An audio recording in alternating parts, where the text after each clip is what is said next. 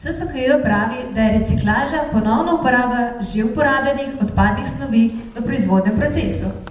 Samo ime prihaja iz angleške besede recycle, ki v dobesednem prevodu pomeni re, ponovno, cycle, krog.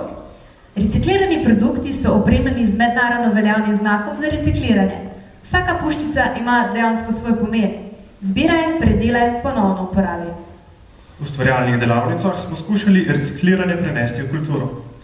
Bodoča inženirka hortikulture Nika Jazbec je na likovnih delavnicah razkrila, kako iz na videz popolnoma neuporabne smeti ustvariti okrasek ali celo uporabno stvar.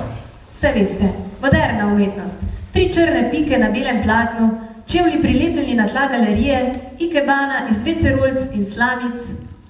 Moderna umetnost se je pri ustvarjanju v likovnih delavnicah kazala predvsem pri izdelovanju vas iz steklenic in toaletnega papirja, čestitk iz odpadnega papirja, ogrlic in brošk ter raznih skulptur iz žic.